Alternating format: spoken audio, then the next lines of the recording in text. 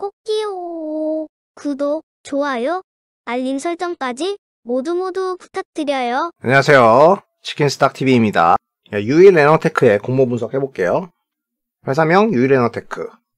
2012년도에 설립되었고요. 임직원 수는 75명인데 2차 전지의 공정에서 중간에 필요한 조립 공정용 장비를 만든 회사입니다. 정영길 대표이사는 한경대학교에서 학사부터 석박사까지 마치셨고 유일에너테크를 창립하신 공신 중에 한 분인데 연구소장 하시다가 14년도부터 대표이사로 경영을 총괄하고 있습니다. 회사는 설립 이후에 계속해서 노칭기나 스태킹기 이런 장비들을 개발을 하다가 19년도에 이제 공장이 돌아가면서 매출이 터졌고요. 그러면서 상장에 진입하게 됩니다. 공모개요 주관사 신영증권 수요 예측은 끝났고요. 청약기일은 15일부터 16일, 납입기일은 18일. 상장은 25일 예정입니다. 우리사주 2.5% 떼고 일반 맥스 25%, 나머지 기관입니다. 대표이사 본인의 구주 매출이 일부 포함되어 있습니다. 공모 물량이 한 28% 정도 돼요. 공모가 밴드는 하단 11,000원에서 상단 14,000원인데 결과는 아직 안 나왔지만은 공모가가 16,000원 정도 될 거예요. 공모 금액은 300억 언저리고요. 시가총액은 1200억에서 한 1500억 정도 된다. 희석 요인이 아주 조금 있습니다. 임직원 스톡 옵션인데 기한이 워낙 넉넉해가지고 걱정 안 해도 됩니다. 자, 공모 주주 구성을 보면은 최대 주주 관련 과반으로 남아있고요. 나머지 대부분 VC들이죠. 근데 락업을 감안한 유통 물량은 31% 정도인데 가볍다. 수요 예측하면서 한 달 락업 정도는 제법 걸지 않았을까 싶어요. 왜냐면은 규모가 작기도 작지만은 이 락업들이 한 달짜리가 좀 있는데 그 비중이 되게 미미해요. 자금은 사용 목적, 케이펙스 투자 140억, 땅 사고 건물 짓고 설비 넣는다. 그리고 R&D 장비로 기타로 장비 좀 도입하는 것들 이런 게 있습니다. 현재 회사의 자금 상황이, 유동자산 상황이 그렇게 넉넉하지는 않거든요. 그래서 공모를 해야지 자금이 생기죠. 동사가 만든 장비에 대해서 볼게요. 조립하는 공정에서 들어가는 노칭기, 스태킹 장비, 탭 웰딩기, 모듈 패킹 장비가 있는데요. 제일 주력인 게 노칭의 스태킹이거든요. 노칭기가 매출에서 대부분이고요. 극판을 컷해가지고 단판 극판 형태로 만들어주는 거고, 스태킹은 이제 영어로 쌓는다는 건데 양극, 음극, 분리막을 적층하는 겁니다. 탭 웰딩은 용접해서 탭 붙이는 거고, 패키징은 패킹한 다음에 이제 충전해가지고 내놓는 거죠.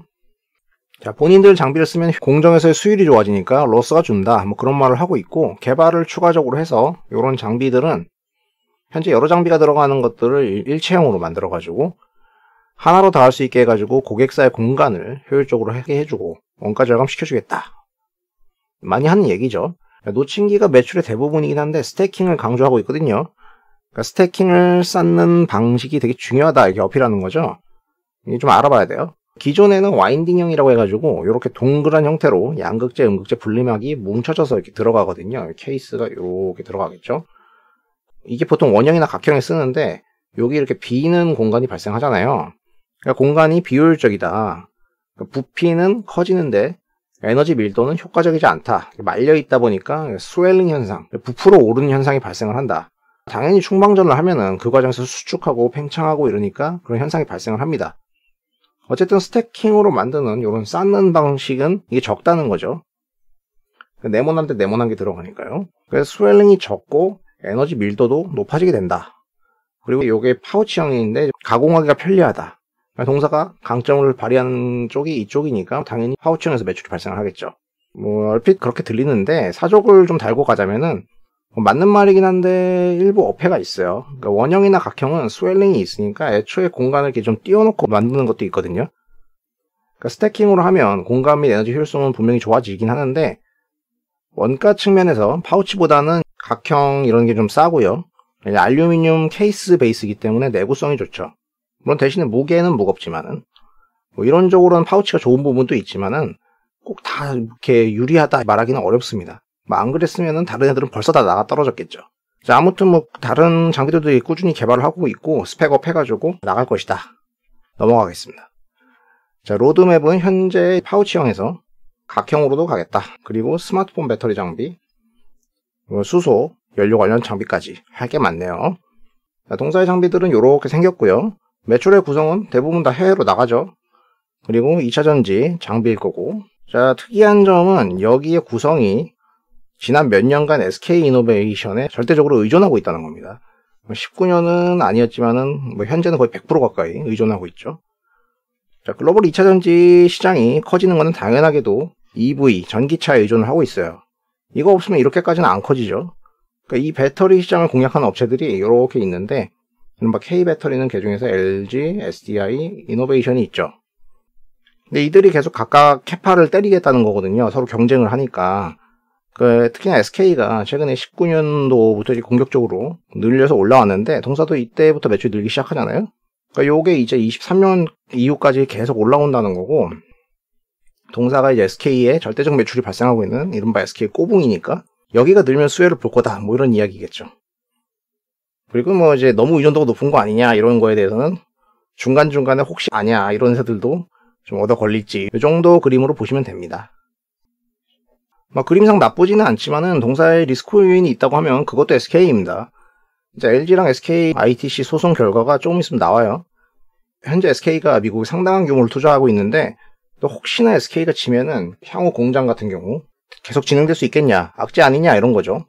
이건 동사는 SK에 대한 절대적인 의존도를 이제 여러 매출처로 줄이겠다고 말은 하고는 있죠. 자, 실적을 볼게요. 매출액은 19년도에 이렇게 올라왔죠.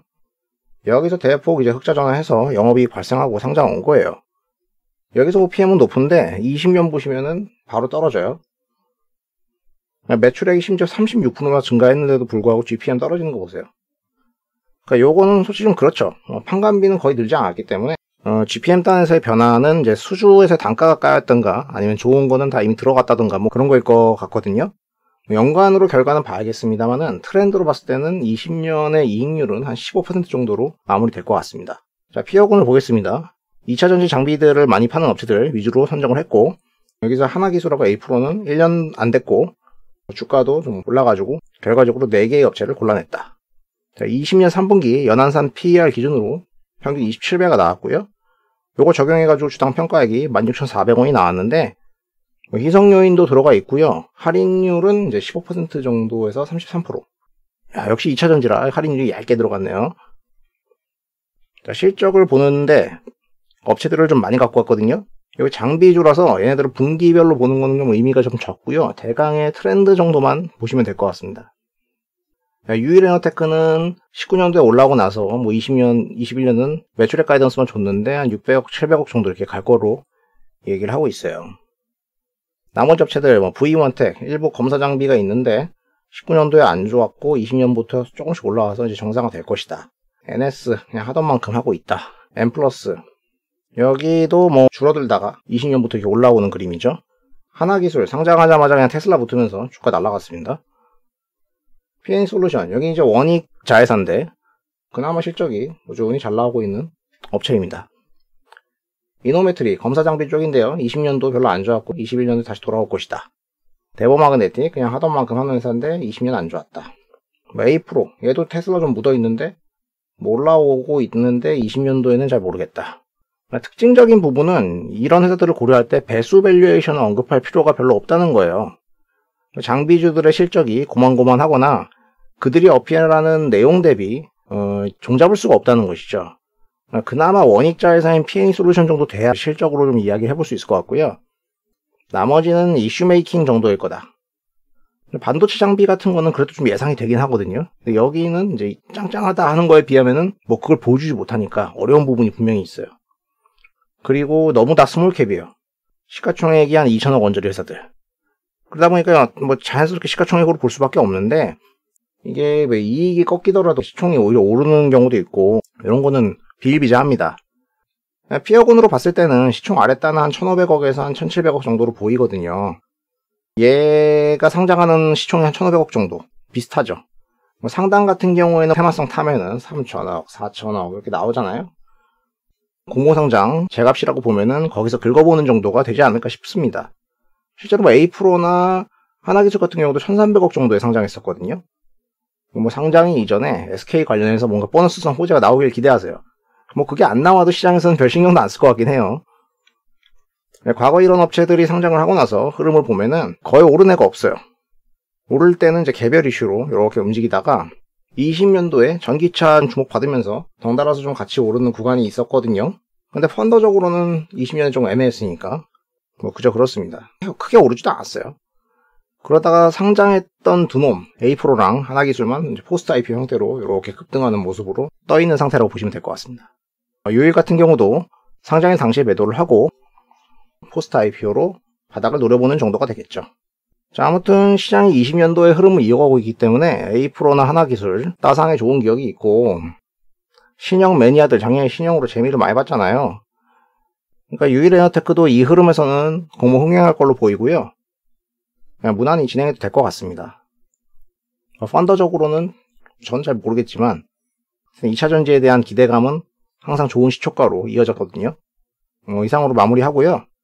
영상이 도움되셨다면 구독과 좋아요를 부탁드립니다. 시청해주셔서 감사합니다.